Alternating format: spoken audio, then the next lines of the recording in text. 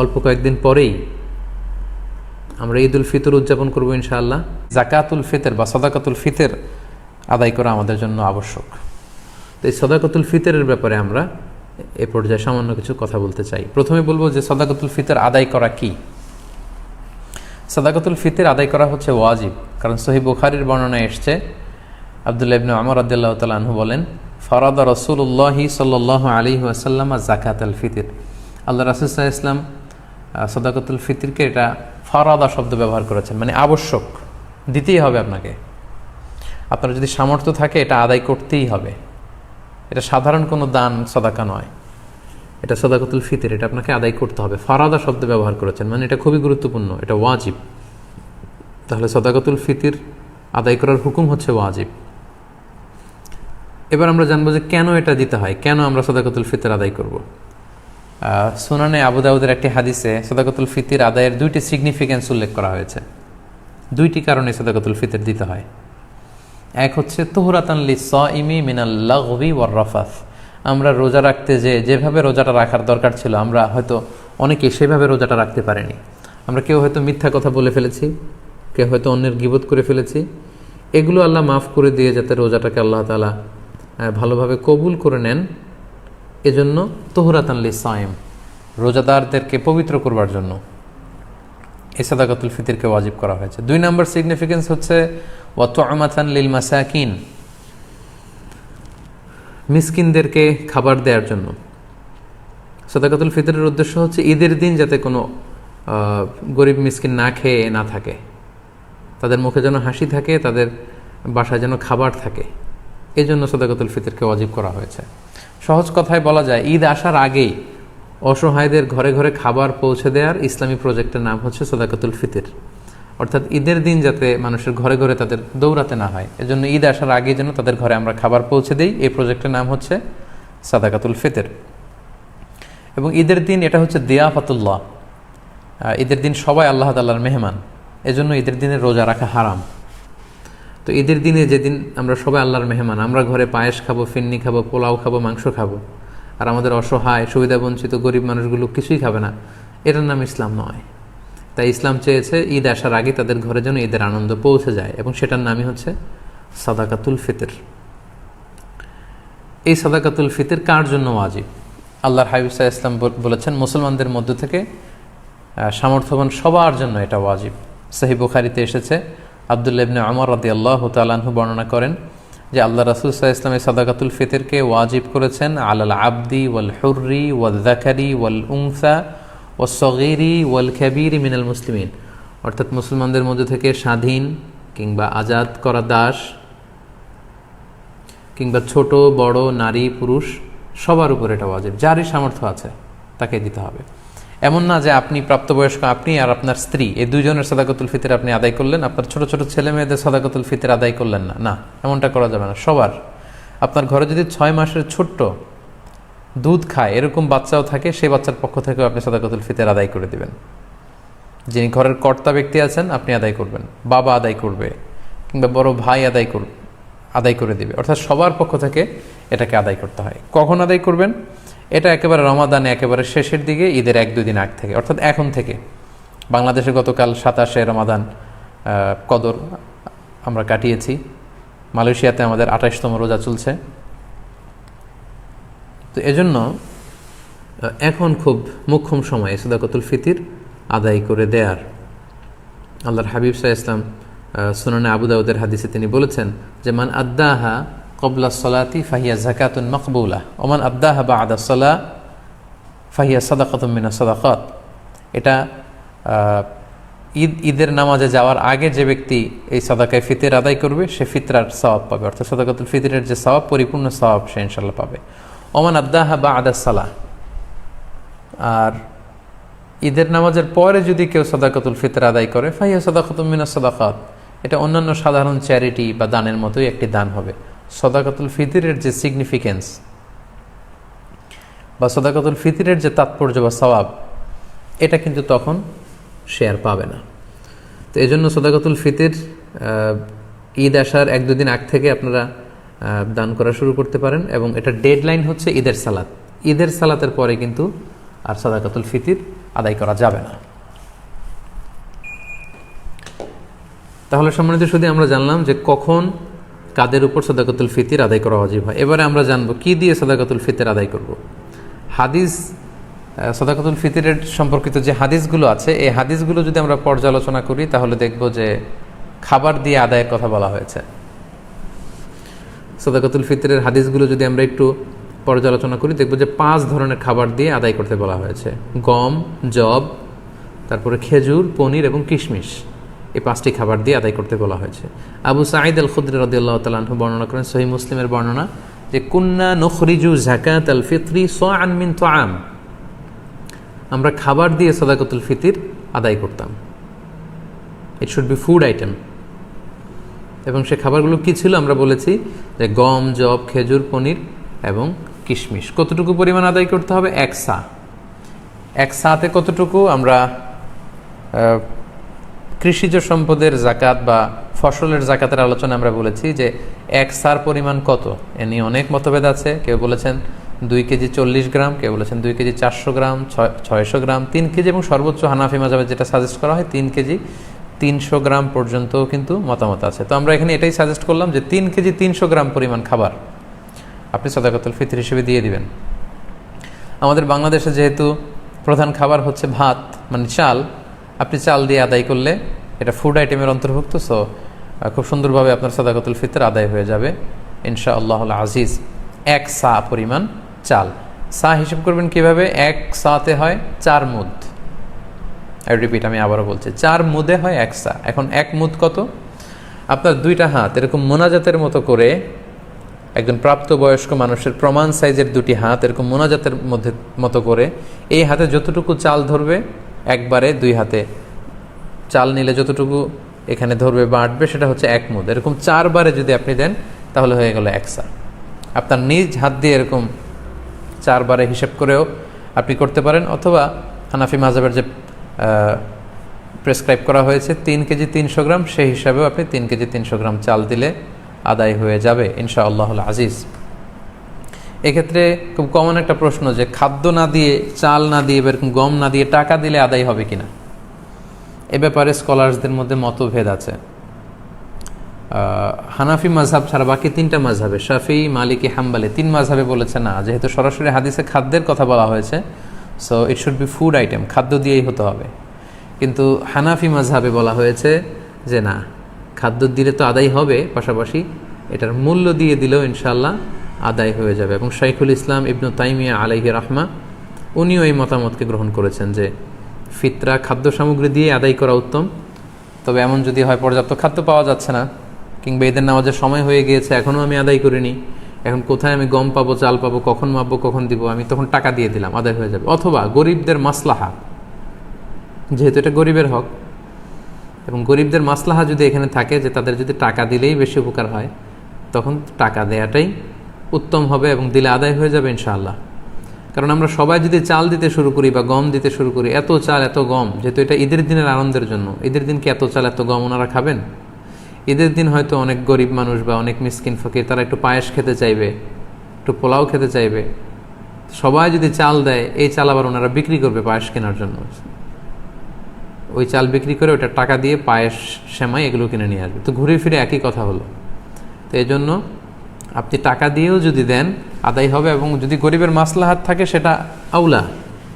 আমরা অনেক জায়গায় শুনেছি, বিশেষ করে সৌদি আরবের কথা শুনেছি, জাকাতুল ফিতরের বস্তা আছে, আটার বস্তা, এগুলো রেখে আসা হয়, গরিবরা এগুলো নিয়ে আবার দোকানে বিক্রি করে। কয়েক হাত বদল হয়ে দোকানদাররা সেখানে লাভবান হয়, গরিবরা লাভবান হচ্ছে না। আমি বাংলা ট্রিবিউনের গত বছর বা তার আগের বছর একটা নিউজে পড়েছি যে রোহিঙ্গাদেরকে যে খাবার দাবার দেওয়া হয়েছিল, এটা স্থানীয় বাজারে অনেক কম দামে তারা বিক্রি করে টাকা নিয়েছে। তো এই জন্য যেহেতু ফকির মিসকিনদের, অসহায় বা সুবিধাবঞ্চিত মানুষদের এখানে মাসলাহার প্রশ্ন আছে, তাদের যদি টাকা দিলে বেশি উপকার হয় তাহলে টাকা দিয়েও আদায় করা যাবে ইনশাআল্লাহ বিইذনিল্লাহ। এবছর আমরা দেখেছি যে 2002 সালে ইসলামিক ফাউন্ডেশন থেকে ঘোষণা দেওয়া হয়েছে যে সাদাকাতুল ফিতরের সর্বনিম্ন সংখ্যা তারা নির্ধারণ করেছে, ওনারা করেছেন যে 70 টাকা, আর সর্বোচ্চ করেছেন 2200 টাকা। এই ঘোষণা দেওয়ার পর থেকে সবাই 70 টাকা করে আদায় করতে শুরু করেছে।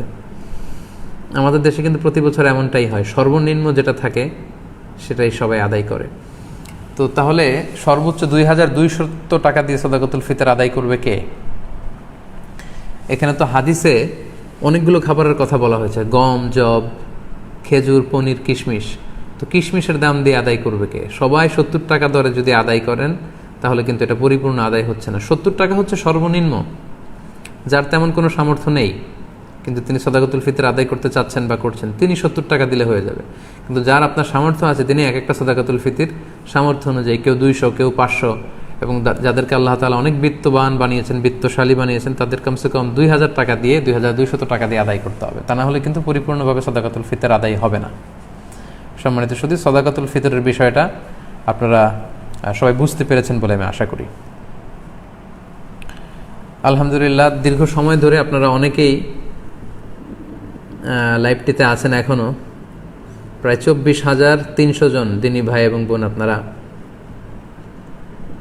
লাইভটিতে আছেন।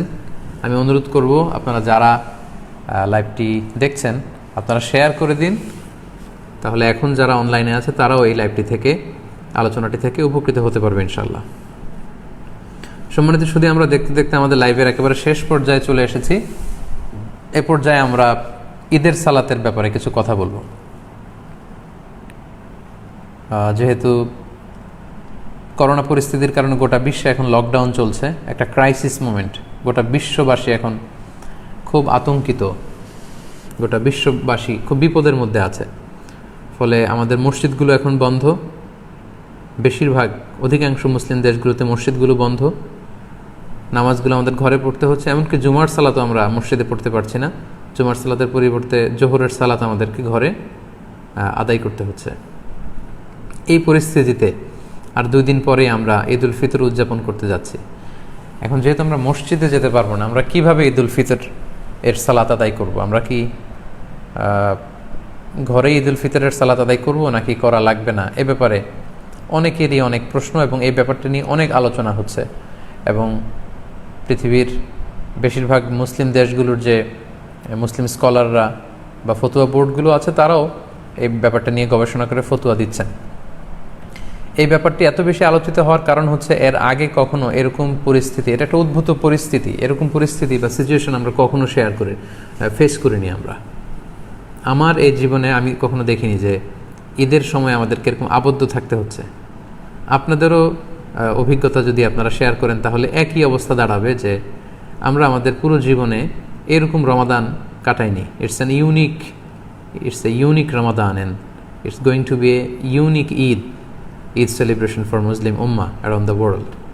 গোটা বিশ্বব্যাপী এটা আমাদের জন্য একটা ইউনিক ডিফারেন্ট ঈদ হবে। তো যেহেতু ডিফারেন্ট, সো এটার মাসআলাটাও একটু ডিফারেন্ট, যে আমরা ঘরে ঈদের সালাত পড়তে পারবো কি পারবো না, এই প্রশ্ন কেউ কখনো আগে করেনি বা করার প্রশ্ন আসেনি। তো এই ব্যাপারে আমরা সংক্ষিপ্ত পরিসরে কিছু কথা শেয়ার করতে চাই। প্রথমে আমরা বলবো যে ঈদের সালাতের হুকুমটা কি, এ ব্যাপারে আমরা জেনে নিই। আমরা জানি যে বছরে আমরা 2 বার ঈদ উদযাপন করি। আমাদের সবচেয়ে বড়, the biggest carnival and festival of Muslim community, আমাদের সবচেয়ে বড় ধর্মীয় উৎসব ঈদ উল ফিতর এবং ঈদ উল আজহা। এবং আমরা এই 2টি দিন ঈদের সালাত পড়ার মধ্য দিয়ে আনন্দ উৎসব শুরু করি। এই ঈদের সালাতের হুকুম কি? এক্ষেত্রে স্কলারদের মতভেদ রয়েছে, একাধিক মতামতের ব্যাপারে পাওয়া যায়। মালিকি এবং শাফি মাযহাবে ঈদ উল ফিতর এবং ঈদ উল আজহা এই ঈদের সালাতগুলো আদায় করার বিধান হচ্ছে, ওনারা বলেছেন যেটা সুন্নাতে মুআক্কাদা, মানে রেকমেন্ডেড সুন্নাহ, গুরুত্বপূর্ণ সুন্নাহ, যেখানে এমফাসাইজ দেওয়া হয়েছে। হাম্বালি মাযহাব মতে এটা ফরজে কেফায়া, অর্থাৎ এলাকার কিছু অংশ লোক যদি আদায় করে বাকিদের উপর থেকে এটার জিম্মাদারি কেটে যাবে। কিন্তু হানাফি স্কুল অফ থটে এটাকে আরও বেশি গুরুত্ব দেওয়া হয়েছে।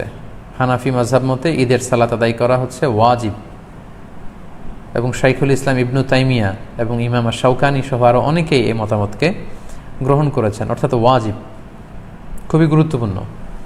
যদি কেউ এটাকে তরক করে তাহলে সে গুনাহগার হবে ওয়াজিব তরক করার কারণে। এবং আমরা কোরআন সুন্নাতেও যদি একটু দৃষ্টি দেই তাহলে দেখব যে অনেক গুরুত্বের সাথে এই সালাতের ব্যাপারে বলা হয়েছে। আমরা সূরা কাউসারের 2 নম্বর আয়াতের দিকে যদি খেয়াল করি, সেখানে আল্লাহ তাআলা বলছেন ফাসল্লি লিরাব্বিকা ওয়ানহার। যদিও এখানে ঈদ উল আজহার প্রসঙ্গটা টানা হয়েছে যে নবী আপনি আগে সালাত আদায় করুন আপনার রবের জন্য, তারপরে আপনি উট নহর করুন, মানে আসসালাতু আউওয়ালান ওয়া নাহরু সানিয়ান। ঈদুল আজহাতে আগে সালাত পড়ুন, তারপর আপনি জবাই করুন। তাহলে এখানে অর্ডার দেয়া হয়েছে এদের সালাত পড়ার জন্য। এবং সহিহ বুখারীতে একটি হাদিস আমরা পাই, উম্মে আতিয়া রাদিয়াল্লাহু তাআলা আনহা উনি বর্ণনা করেন যে আমারানা রাসূলুল্লাহ সাল্লাল্লাহু আলাইহি ওয়াসাল্লাম আন নুখরিজাহুন্না ফিল ফিত্রি ওয়াল আদহা। ঈদুল আজহা এবং ঈদুল ফিতরে আমাদের নারীরা যারা আছে তাদের সবাইকে নিয়ে যেন আমরা ঈদগাহে যাই, এ ব্যাপারে রাসূল সাল্লাল্লাহু আলাইহি ওয়াসাল্লাম আমারানা আদেশ করেছেন। ইট ওয়াজ অ্যান অর্ডার, রাসূল সাল্লাল্লাহু আলাইহি ওয়াসাল্লাম আদেশ করেছেন স্পেশালি। আল্লাহ তাআলা যেমনি সূরাতুল কাউসারে আদেশ করেছেন ফাসল্লি লিরাব্বিকা ওয়ানহার। এবং সহিহ বুখারীর এই হাদিস থেকে আমরা জানি যে আমারানা রাসূল সাল্লাল্লাহু আলাইহি ওয়াসাল্লাম আমাদেরকে আদেশ করেছেন যাতে করে আমরা আমাদের নারীদেরকে নিয়ে ঈদগাহে যাই। আল আওয়াতিক ওয়াল হুইয়াদা ওয়া যাওয়াতিল খুদুর, অর্থাৎ যুবতী নারীদেরকে, এমনকি মেনস্ট্রুয়েশনাল পিরিয়ড চলছে যেই বোনদের মাসিক চলছে তাদেরকেও যাতে ঈদগাহে নিয়ে যাওয়া হয়, তারাও যাতে ঈদের আনন্দ থেকে এই বারাকা থেকে মাহরুম না হয়। ওয়া যাওয়াতিল খুদুর, এবং পর্দানসীন বা অন্দরমহলের নারীরা অর্থাৎ কুমারী নারীরা যারা খুবই লজ্জাশীল তাদের সবাইকে নিয়ে যাতে ঈদগাহে যাওয়া হয়। فأما الحيض فيعتزلن الصلاة ويشهدن الخير ودعوة المسلمين। এখন যাদের পিরিয়ড চলছে আল্লাহ রাসূল সাল্লাল্লাহু আলাইহি ওয়াসাল্লাম তাদেরকেও নিয়ে যেতে বলেছেন। এখন তারা তো পিরিয়ড চলাকালীন সময়ে তো নামাজ পড়া যায় না, কোরআন ধরা যায় না, তাওয়াফ করা যায় না, অনেক কিছু করা যায় না, তো তারা কেন যাবে? তো তিনি বললেন যে তারা যাবে, তারা যেন এই কল্যাণের সাথে শরীক হতে পারে, ঈদের আনন্দ যাতে সবাই মিলেমিশে একাকার হতে পারে, ভাগাভাগি করে নিতে পারে। ইয়াতাজিলনাল মুসাল্লা, তারা ঈদগাহে ঢুকবে না, ঈদগাহের বাইরে তারা অবস্থান করবে এবং তারা মুসলমানদের দোয়ায় শরীক হবে, এই বরকতে তারা শরীক হবে। তারপরে এক সাহাবী মহিলা অথবা উম্মে আতিয়া রাদিয়াল্লাহু তাআলা আনহা নিজেই তিনি আল্লাহ রাসূল সাল্লাল্লাহু আলাইহি ওয়াসাল্লামকে জিজ্ঞেস করলেন যে ইয়া রাসূলুল্লাহ ইহদানা লা ইয়াকুনু লাহা জিলবাব ক্বালা লিতুলবিসহা উখতুহা মিন জিলবাবিহা। উম্মে আতিয়া রাদিয়াল্লাহু তাআলা আনহা বললেন ইয়া রাসূলুল্লাহ আমাদের অনেক বোনদের তো পর্যাপ্ত পরিমাণে ঢোলা জামা নেই বা ওড়না নেই, তো পর্যাপ্ত ওড়না বা জামা না থাকলে আমরা কিভাবে ঈদের নামাজে শরীক হব? আল্লাহ রাসূল সাল্লাল্লাহু আলাইহি ওয়াসাল্লাম বললেন তোমাদের অন্য বোন যাদের দুইটা ওড়না আছে তারা তাদের একটা ওড়না দিয়ে তার বোনকে হেল্প করবে, তারপরেও যেন তারা যায়। তো এই হাদিসগুলো থেকে এবং কোরআনের আয়াত থেকে আমরা বুঝতে পারলাম যে ঈদের সালাতের ব্যাপারে আল্লাহ রাসূল সাল্লাল্লাহু আলাইহি ওয়াসাল্লাম খুব বেশি গুরুত্ব আরোপ করেছেন। আমারানা, ইট ওয়াজ অ্যান অর্ডার।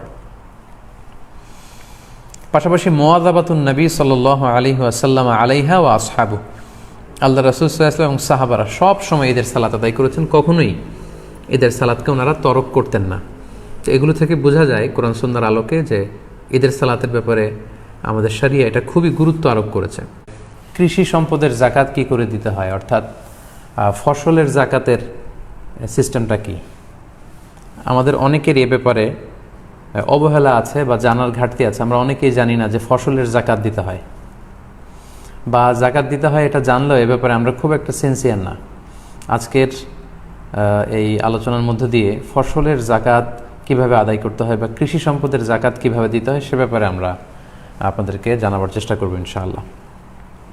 সম্মানিত সুধী, গত সপ্তাহে আমরা সম্পদের জাকাত কি করে দিতে হয়, ব্যবসায়ী পণ্যের জাকাত, উরুদুত তিজারা, আমরা যারা বিজনেস করি তাদের জাকাত কিভাবে দিতে হয়, আমাদের যে ক্যাশ টাকা থাকে, আমাদের যে স্বর্ণালঙ্কার থাকে, এগুলোর জাকাতের সিস্টেম জেনেছি।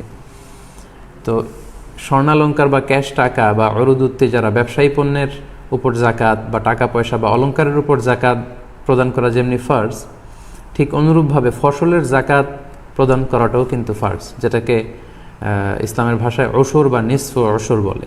এটা দেওয়াও কিন্তু আবশ্যক, কিন্তু এ ব্যাপারে আমাদের মধ্যে খুব একটা গণসচেতনতা নেই এবং অনেকটা বলা যায় যে আমাদের মধ্যে অবহেলা কাজ করে বা আমাদের জানাশোনারও বেশ অভাব। একটা সময় আমাদের দেশে যখন সুলতানি আমল ছিল তখন কিন্তু ওশর সেভাবে আদায় করা হতো, কিন্তু পরবর্তীতে ইংরেজরা এসে যখন এই জমিগুলো দখল করে নিল, আস্তে আস্তে সুলতানদের ক্ষমতাকে খর্ব করা হলো, তখন থেকে কিন্তু এই ওশরের পদ্ধতি, এই বিধানটি এদেশে লঙ্ঘিত হয়ে আসছে এবং অনেকের মধ্যে এই ব্যাপারে সাবধানতা বা সচেতনতা নেই। তো আজকে আমরা এই বিষয়টি নিয়ে প্রথমে কথা বলতে চাই, ফসলের জাকাত আমরা কিভাবে দিব। আমাদের অনেকে আছেন অনেক বড় চাষি, অনেক কিছু তারা চাষ করেন, পেশায় তারা কৃষক, অনেক কিছু উৎপাদন করেন, এগুলোর জাকাত আমাদের দিতে হবে কিনা? আসলে জমিন থেকে আল্লাহ তাআলা যেটাই উৎপন্ন করেন সেটার জাকাতে কিন্তু আমাদেরকে দিতে হবে, কারণ এটাও আল্লাহ তাআলার পক্ষ থেকে একটা বড় ধরনের নেয়ামত। সূরাতুল বাকারার 267 নম্বর আয়াতে আল্লাহ তাআলা ইরশাদ করছেন, ইয়া আইয়ুহাল্লাযীনা আমানু আনফিকু মিন তাইয়্যিবাতি মা কাসাবতুম, অর্থাৎ ওহে বিশ্বাসীরা, তোমরা হালাল থেকে যা উপার্জন করো সেটা থেকে যাকাত দাও। পাশাপাশি অমিম্মা আখরাজনা লাকুম মিনাল আরদ, আর জমিন থেকে, পৃথিবী থেকে আমি তোমাদের জন্য যেটা উৎপন্ন করে দেই সেটা থেকেও তোমরা যাকাত দাও। তাহলে এই আয়াতের দ্বিতীয়াংশ থেকে কিন্তু আমরা বুঝতে পারছি জমিন থেকে যে ফল, ফসল বা কৃষিপণ্য উৎপন্ন হয় সেটার উপরও কিন্তু যাকাত আবশ্যক, যেটাকে অশর বা নিসফে অশরের পদ্ধতি বলে। তাহলে এই আয়াত থেকে আমরা বুঝলাম ফসলের যাকাত দেওয়া এটা ফরজ, যেমনি সম্পদের যাকাত দিতে হয়। কারণ আল্লাহ তাআলা সুস্পষ্টভাবে বলছেন যে অমিম্মা আখরাজনা লাকুম মিনাল আরদ, জমিন থেকে আমি যেটা উৎপন্ন করি তোমাদের জন্য সেটার উপর তোমাদের যাকাত দিতে হবে। এবং সূরাতুল আনআমের 141 নম্বর আয়াতে আল্লাহ তাআলা বলছেন, ওয়া আতু হাক্কাহু ইয়াউমা হাসাদি, তোমরা যেদিন ফসল কেটে ফসলগুলো ঘরে তুলো ওই দিন এই ফসলের হক তোমরা আদায় করে দাও, মানে যাকাত দিয়ে দাও। তাহলে সূরা বাকারার এবং সূরাতু আল আনআমের এই দুটি আয়াত থেকে আমরা এই বিষয়টি স্পষ্ট হতে পারলাম যে ফসলেরও কিন্তু যাকাত আছে। জমিন থেকে যেটা উৎপন্ন হয়, যেটাকে আমরা চাষ উৎপন্ন প্রোডাক্ট বলি, এগুলোর উপরও কিন্তু আমাদেরকে যাকাত দিতে হবে। এখন জমিন থেকে আমরা সামান্য কিছু উৎপাদন করলেই কি যাকাত দিতে হবে? কতটুকু চাষাবাদ করলে বা কতটুকু ফসল উৎপাদন করলে আমাদেরকে যাকাত দিতে হবে, এই ব্যাপারটি আমরা একটু ক্লিয়ার হই। আসলে সামান্য কিছু ধান, পাট এগুলো উৎপাদন করলেই যে যাকাত দিতে হবে বিষয়টি এমন নয়। যদিও ইমাম আল আযম আবু হানিফা রাহিমাহুল্লাহ ওনার মতামত হচ্ছে যে যাই উৎপাদন হয় সেটারই যাকাত দিতে হয়, কিন্তু বেসিকলি এক্ষেত্রে নির্ভরযোগ্য বা গ্রহণযোগ্য মতামত হচ্ছে 5 ওয়াসাকের কম হলে সেই চাষাবাদ থেকে সেটার যাকাত দেওয়া লাগে না। কারণ সহিহ হাদিসে এসেছে, সহিহ বুখারীতে এসেছে, আল্লাহর হাবিব সাল্লাল্লাহু আলাইহি সাল্লাম ইরশাদ করেছেন, লাইসা ফিমা আকাল্লু মিন খামসাতি আওসুকিন সাদাকা, অর্থাৎ 5 ওয়াসাকের কমে যদি তোমাদের ফসল হয় সেই ফসলে কোনো যাকাত দেওয়া লাগবে না। তো এখন আমাদেরকে জানতে হবে যে 5 ওয়াসাকটা কি। 1 ওয়াসাকে হয় 60 সা, সিত্তুনা সাআন। 1 সাতে কত, এটা নিয়ে স্কলারদের মধ্যে অনেক মতভেদ আছে। কেউ কেউ কোনো স্কলাররা বলেন যে 1 সাতে হয় 2 কেজি 40 গ্রাম, কোনো বর্ণনা মতে 2 কেজি 400 গ্রাম, 2 কেজি 600 গ্রাম, এমনকি 3 কেজি থেকে শুরু করে 3 কেজি 300 গ্রাম পর্যন্ত মতামত রয়েছে। এক্ষেত্রে সায়ের ক্ষেত্রে বেসিকলি 2টা সাকে স্ট্যান্ডার্ড ধরা হয়, একটা হচ্ছে মদিনার সা আর একটা হচ্ছে ইরাকের সা। তো মদিনার সাকে যদি আপনি স্ট্যান্ডার্ড ধরেন তাহলে সেক্ষেত্রে 60 সা বা 5 ওয়াসাকে আসছে, আমাদের বাংলাদেশে যদি মনে আমরা কনভার্ট করি তাহলে হয় 17 মন। আর যদি আমরা ইরাকের সাকে স্ট্যান্ডার্ড ধরি, যেটা হানাফি মাযহাবে রেকমেন্ড করা হয়, সেটাই আমি আপনাদেরকে জানাচ্ছি। সেটাকে যদি আমরা স্ট্যান্ডার্ড ধরি তাহলে 5 ওয়াসাকে হয় প্রায় 25 মন। তার মানে 25 মনের কম যদি আপনার ফসল উৎপন্ন করা হয় সেই ফসলে কোনো যাকাত হয় না, যেহেতু আল্লাহর হাবিব সাল্লাল্লাহু আলাইহি সাল্লাম বলেছেন, লাইসা ফিমা আকাল্লু মিন খামসাতি আওসুকিন সাদাকা, 5 ওয়াসাকের কমে কোনো ফসলে যাকাত দিতে হয় না, আর 5 ওয়াসাকে হয় 25 মন। যদিও ইউসুফ আল কারদাভি ওনার ফিকহুজ যাকা, ওনার বিখ্যাত একটি বই যাকাত রিলেটেড, ওই বইয়ের মধ্যে 80 মনের কথা উল্লেখ করেছেন। তাহলে কম ধরলে 17 মন, আর সর্বোচ্চটা যদি আমরা হানাফি মাযহাবের মতামত অনুযায়ী ধরি তাহলে 25 মন। তাহলে সম্মানিত শুধু আমরা বুঝতে পারলাম যে 25 মন যদি আপনি চাষাবাদ না করেন, 25 মন বা তার চাইতে বেশি যদি না হয় তাহলে ওই ফসলে আপনার যাকাত দেওয়া লাগবে না। অর্থাৎ আপনার নিজের খাওয়া দাওয়ার জন্য বা পারিবারিকভাবে আপনি চাষ করেছেন, ধান চাষ করলেন 10 মন কিংবা 15 মন কিংবা 18 মন, তো সেই 10 মন 15 মনে কিন্তু আপনার কোনো যাকাত দেওয়া লাগবে না। যখন আপনার পুরো ফসলের পরিমাণটা 25 মনে যেয়ে পৌঁছবে তখন আপনাকে যাকাত আদায় করতে হবে। আশা করি ফসলের যাকাতের যে নিসাব সেটা আপনারা বুঝতে পেরেছেন। এই ফসলের যাকাতের ক্ষেত্রে আরেকটা শর্ত হচ্ছে এই ফসলগুলো এমন হতে হবে যেগুলোকে গুদামজাত করা যায়, মানে অনেক দিন বাসায় রেখে দেওয়া যায়, অর্থাৎ এগুলো সহজেই পচনশীল নয়। যেমন ধরুন ধান, গম, ভুট্টা, ডাল, যেগুলো এমনি বাসাতে অনেক দিন রেখে দেওয়া যায়। তো যেগুলোকে গুদামজাত করা যায়, যেগুলো পচনশীল নয়, অনেক দিন বাসায় রাখা যায়, এরকম কোনো চাষাবাদ যদি আপনি করেন এবং সেটার পরিমাণ যদি 25 মন হয় কিংবা তার চেয়ে বেশি হয় তখন আপনাকে যাকাত দিতে হবে। তার মানে আমরা বুঝলাম যে পচনশীল কোনো খাদ্যদ্রব্যাদির উপর জাকাত হয় না, যেমন শাকসবজি, কলা, পেঁপে, আম, এগুলো দীর্ঘদিন রেখে দেওয়া যায় না, এগুলো খুব দ্রুতই পচে যায়, এগুলোকে গুদামজাত করা যায় না। তো এগুলোর ক্ষেত্রে কি মোটেই জাকাত দেওয়া লাগবে না? না, এগুলোর জাকাত দেওয়া লাগবে। যারা শাকসবজির ব্যবসা করছেন, কলার ব্যবসা, পেঁপের ব্যবসা, আমের ব্যবসা, তাদের অরুদ উত্তিজারা বা ব্যবসায়ী পণ্যের যে জাকাতের সিস্টেম, সেটা অনুযায়ী জাকাত দিতে হবে, যেটা আমরা গত লাইভে আপনাদেরকে জানানোর চেষ্টা করেছি। অর্থাৎ এই ব্যবসা থেকে যে প্রফিট আসে, ওই প্রফিটের উপর জাকাত আসবে। এবং যেদিন আপনি হিসাব করতে বসবেন জাকাতের, ওই দিন এই বিজনেস থেকে প্রফিট এসে সেই প্রফিটের টাকাগুলো আপনার হাতে, আপনার বাসায় কিংবা ব্যাংকে যা যা আছে সেগুলো হিসেব করতে হয়, এবং ওই দিন কি কি পণ্য বিক্রি করার মতো আছে সেগুলোর মূল্যমান নির্ধারণ করে যোগ করতে হয়, সেগুলো ব্যবসায়িক পণ্য হিসেবে। কিন্তু জমির ফসলের যদি জাকাত আপনাকে ক্যালকুলেট করতে হয়, সেক্ষেত্রে সেটা কমসে কম 25 মণ হতে হবে। পাশাপাশি সেগুলো গুদামজাত করা যায়, সহজে পচে যায় না, এরকম পণ্য হতে হবে। ফসলের জাকাতের ক্ষেত্রে আরও একটি শর্ত হচ্ছে যে এখানে হাউলানুল হাউল যেটা আমরা বলি সম্পদের জাকাতের ক্ষেত্রে, যে 1 বছর 1 চান্দ্র বছর পূর্ণ হয়, এটা কিন্তু শর্ত নয়। ফসলের জাকাতের ক্ষেত্রে 1 বছর আপনার কাছে থাকলে তারপরে জাকাত দিবেন, ব্যাপারটি এমন নয়। যেমনি স্বর্ণালঙ্কার, টাকা পয়সা বা ব্যবসায়িক পণ্যের ক্ষেত্রে শর্ত হচ্ছে এগুলো 1 বছর আমাদের কাছে থাকতে হবে। কিন্তু ফসলের জাকাতের ক্ষেত্রে কিন্তু এরকম শর্ত নয়, বরং ফসলের জাকাতের ক্ষেত্রে হচ্ছে যেদিন আপনি ফসল কেটে ঘরে নিয়ে আসবেন ওই দিনই আপনাকে জাকাত দিতে হবে। কারণ আল্লাহ তাআলা সূরাতুল আনআমের 141 নম্বর আয়াতে বলেছেন, ওয়া আতু হাক্কাহু ইয়াউমা হাসাদি, যেদিন তোমরা ফসল কেটে ঘরে নিয়ে আসবে ওই দিন তোমরা জাকাত দাও। সেই হিসেবে আপনি যদি 3-4টা ফসলের চাষ করেন, তাহলে 3-4টা ফসলেরই জাকাত কিন্তু আপনাকে আলাদা আলাদাভাবে পে করতে হবে যেদিন আপনি ফসল কেটে বাসায় নিয়ে আসবেন। এবং সেটা যদি গুদামজাত করার মতো ফসল হয় এবং সে ফসলের পরিমাণ যদি কমসে কম 25 মণ হয় কিংবা তার চেয়ে বেশি হয়, তখন আপনাকে জাকাত দিতে হবে। এখন কতটুকু জাকাত আপনি দিবেন? ফসলের জাকাতের ক্ষেত্রে 2টা নিয়ম আমি খুব সহজভাবে আপনাদেরকে বুঝিয়ে দেওয়ার চেষ্টা করছি। ফসলের জাকাতের ক্ষেত্রে নিয়ম হচ্ছে 2টা, একটাকে বলে অশর আর একটা নিসফ অশর। অশর মানে 10%, নিসফ অশর মানে 5%। ফসলের জাকাতের ক্ষেত্রে যে শর্তগুলো বললাম, এগুলো সাপেক্ষে যদি ফসলের জাকাত আপনার উপর ওয়াজিব হয়, তখন আপনি 2টা সিস্টেমে জাকাত দিতে হবে, হয় অশর দিবেন নয় নিসফ অশর দিবেন। অশর কি? অশর মানে হচ্ছে 10% জাকাত আপনাকে দিতে হবে। এটা কখন? এটা হচ্ছে কস্ট ফ্রি কাল্টিভেশন, যেটা যেই চাষাবাদে আপনার তেমন একটা খরচ নেই, ইরিগেটেড ল্যান্ড, যেটা বৃষ্টির পানিতে চাষ করা যায়, যে জমি যেখানে পানি আপনাকে কষ্ট করে ব্যবস্থাপনা করা লাগে না, কিনে আনা লাগে না, বৃষ্টির আল্লাহর দেয়া আকাশের বৃষ্টির পানিতেই যেই জমিতে চাষ হয়ে যায়, ওই জমিতে উপরের যে শর্তগুলো আমরা উল্লেখ করলাম সেগুলো পাওয়া গেলে আপনাকে অশর দিতে হবে, মানে 10% জাকাত দেবেন। পুরো ফসলকে ভাগ করলে এটা 10% আপনি আল্লাহর রাস্তায় দান করে দিতে হবে, অথবা এটার যে দাম হয় সে দামের 10% আপনি আল্লাহর রাস্তায় জাকাত দিয়ে দিতে হবে। এটা হচ্ছে অশর। আর নিসফে অশর হচ্ছে 5%। 5% আপনি কখন দিবেন? সেটা হচ্ছে কস্ট বেসড কাল্টিভেশন, যেই চাষাবাদে খরচ হয়। যেমন আমাদের বাংলাদেশের বেশিরভাগ চাষাবাদগুলো এটার আওতায় পড়বে, অর্থাৎ 5% চাষ উৎপন্ন যেটা হবে সেটার 5% তাদেরকে জাকাত দিতে হবে, যদি সেটা কস্ট বেসড কাল্টিভেশন হয় এবং নন ইরিগেটেড ল্যান্ডস হয়। অর্থাৎ যেই জমিতে বৃষ্টির পানি দিয়ে চাষ হয় না, সেখানে সেচের পানি দিয়ে চাষ করতে হয়।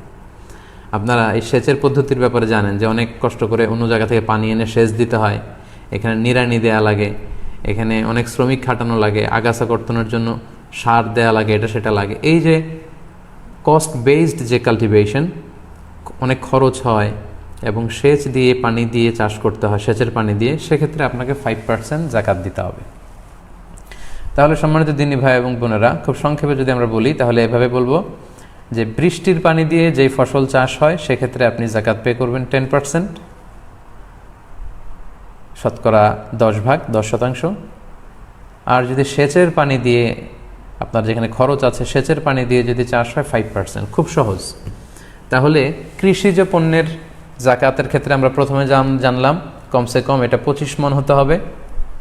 এরপরে জানলাম এটা পচনশীল হলে চলবে না, গুদামজাত করা যায় এমন ফসল হতে হবে, এবং এটা 1 বছর থাকার শর্ত নয়, বরং যেদিন ফসল কেটে ঘরে উঠাবেন সেদিনই জাকাত দিতে হবে। জাকাত দেওয়ার 2টো পদ্ধতি, একটা হচ্ছে 10% আর একটা 5%। 10% যেটা বৃষ্টির পানিতে চাষ হয়েছে, আর 5% যেটা সেচের পানিতে চাষ হয়েছে। আশা করি আপনারা বুঝতে পেরেছেন। এখন কারো ক্ষেত্রে এমন হতে পারে যে তার ফসলের চাষাবাদে কিছুটা বৃষ্টির পানিও তাকে হেল্প করেছে, আবার সেচের পানির খরচও তার কিছু লেগেছে, মানে কিছু আল্লাহর দেয় বৃষ্টির পানি আর কিছু সেচের পানি, এরকমও হতে পারে। এরকম যদি হয় তখন সে মাঝামাঝি জাকাত দেবে, অর্থাৎ 5%ও দেবে না, 10%ও দেবে না, তখন সে দিবে 7.5%, মানে 10 আর 5-এর মাঝামাঝি। আশা করি ব্যাপারটি বুঝতে পেরেছেন। আপনারা জাকাত দেওয়ার যে হার বা পার্সেন্টেজ, এটা যদি আপনি খেয়াল করেন তাহলে দেখবেন যে যেখানে আপনার কষ্ট বেশি, খরচ বেশি, ওখানে আপনার কম পে করা লাগছে, আর যেখানে আপনার তেমন খরচ নেই, কষ্ট নেই, ওইখানে বেশি পে করা লাগছে। সুবহানাল্লাহ বিহামদি। ইসলাম কতটা ব্যালেন্সড, কতটা ভারসাম্যপূর্ণ। আমাদের সুযোগ সুবিধা, আমাদের চাহিদা, আমাদের কোনটাতে ভালো হবে, এই সব কিছু খেয়াল করেই কিন্তু আল্লাহ তাআলা এই বিধানগুলো আমাদেরকে দিয়েছেন। আপনি একটু খেয়াল করলে দেখবেন, the less you work the more you pay, and the more you work the less you pay. বেশি কাজ করছেন, বেশি কষ্ট করছেন, পে করবেন কম জাকাত। কষ্ট নাই, কাজ নাই, সেখানে পে করবেন বেশি। এখানে যদি খেয়াল করেন, বৃষ্টির পানিতে চাষ হয়ে যায়, সেখানে দেওয়া লাগছে 10%, আর সেচের পানিতে হইলে সেখানে যদি শ্রমিক খাটানো লাগে, অনেক কষ্ট আছে, সেখানে কমিয়ে দেওয়া হয়েছে 5%। আবার আমরা যে ব্যবসা করি, ব্যবসায় সারা বছর ব্যবসা নিয়ে দিন রাত টেনশনে থাকতে হয়, কাজ করতে হয়, ব্যবসার সম্পদ, অর্থ উপার্জন, স্বর্ণালঙ্কার, এগুলোর ক্ষেত্রে কিন্তু আরও কমিয়ে দেওয়া হয়েছে 2.5%।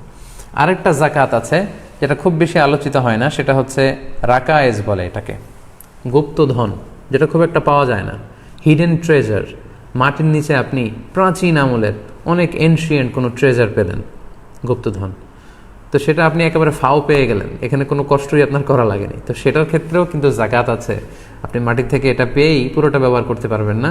ইসলামের বিধান মতে এখানে 20% আপনাকে জাকাত দিতে হবে। তাহলে আমরা বুঝলাম যে the less you work the more you pay, the more you work the less you pay. আপনি যেখানে বেশি এফোর্ট দিচ্ছেন, বেশি কষ্ট, ওখানে অল্প জাকাত পে করতে হয়, যেখানে কষ্ট কম সেখানে বেশি জাকাত পে করতে হয়।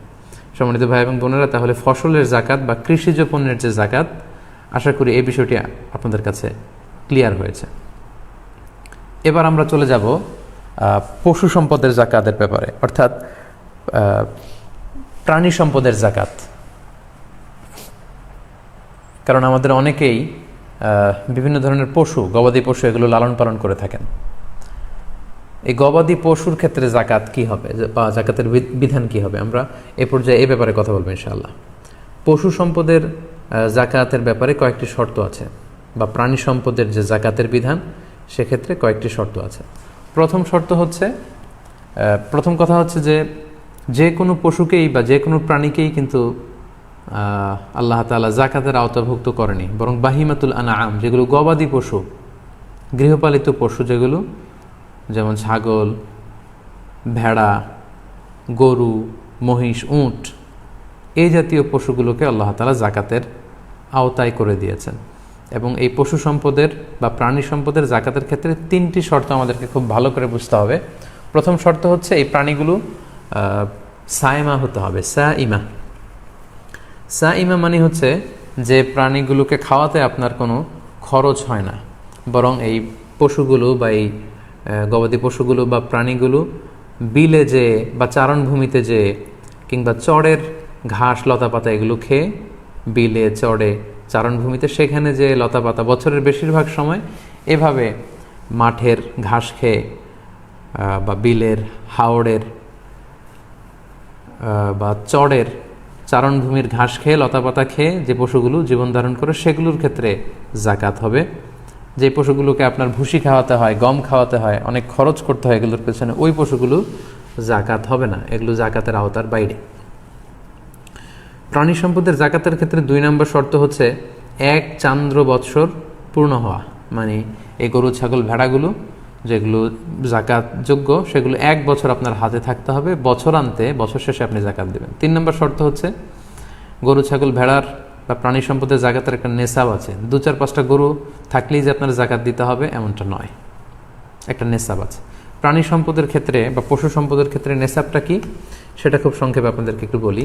যেমন ছাগলের ক্ষেত্রে 20-25টা ছাগল থাকলেই যে জাকাত দিতে হবে এমনটা না, কমসে কম 40টা ছাগল থাকতে হবে। 40টা ছাগল যখন আপনার থাকবে তখন আপনাকে জাকাত দিতে হবে। এবং এই 40টা ছাগল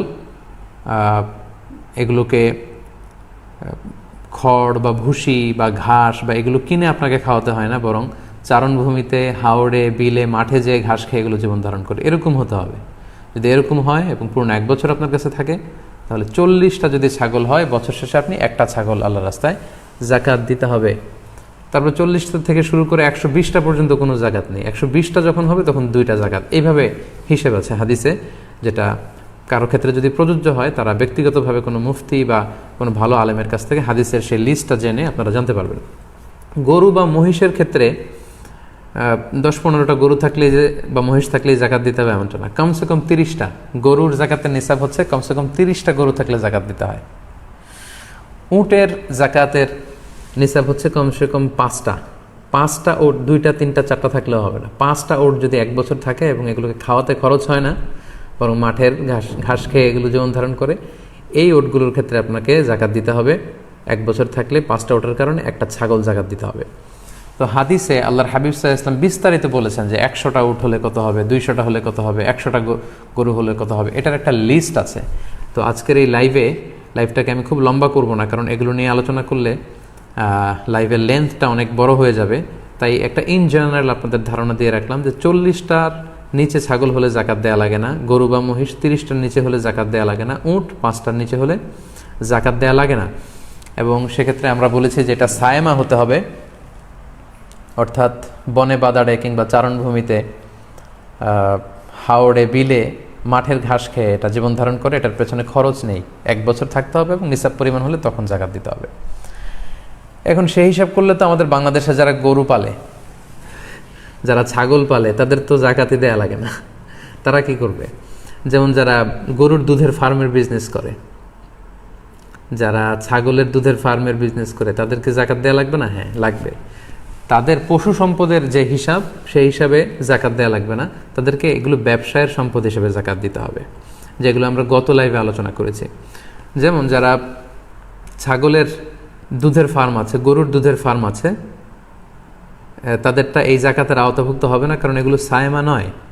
এগুলো বিলে, হাওড়ে, মাঠের ঘাস খেয়ে থাকছে না, এগুলোর পেছনে, অস্ট্রেলিয়ান গাভীগুলোর পেছনে অনেক খরচ। সো এই গরুগুলোর উপর কোনো জাকাত নেই, বরং এগুলোর দুধ দিয়ে যে বিজনেস করা হচ্ছে সেগুলোর উপর জাকাত। অর্থাৎ এই গরুর দুধ বিক্রি করে যে টাকা আপনি পাচ্ছেন, এই টাকাগুলোর উপর জাকাত আসবে। আপনি যেদিন জাকাতের হিসাব করতে বসবেন, ওই দিন এই টাকাগুলোর উপর আপনি জাকাতের হিসাব করবেন।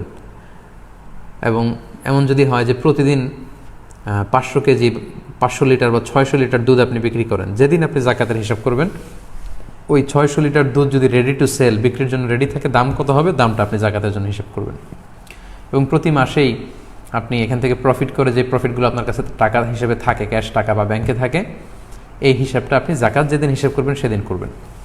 তাহলে আমরা বুঝলাম যে আমাদের বাংলাদেশের যারা গরু ছাগল পালন করে, তাদের অধিকাংশের ক্ষেত্রেই বা বেশিরভাগের ক্ষেত্রেই এই প্রাণীগুলোর উপর কোনো জাকাত নেই, বরং তারা যে ব্যবসা করছেন এই ব্যবসার উপর জাকাত। আর ব্যক্তিগত দুধ খাওয়ার জন্য যে চাষাবাদ করা হয় সেগুলোতে কোনো জাকাত নেই।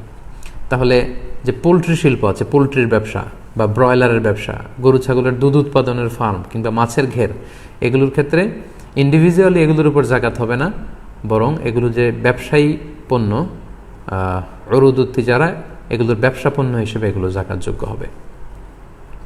তাহলে প্রিয় ভাই এবং বোনেরা, সংক্ষিপ্ত পরিসরের প্রাণী সম্পদের বা পশু সম্পদের জাকাতের ব্যাপারে আমি যে ব্যাপারগুলো আপনার কাছে উল্লেখ করলাম, আশা করি আপনাদের কাছে ক্লিয়ার হয়েছে যে ফসলের জাকাত আপনারা কিভাবে আদায় করবেন এবং পশুর জাকাত আপনারা কিভাবে আদায় করবেন। আশা করি আপনাদের কাছে ক্লিয়ার হয়েছে।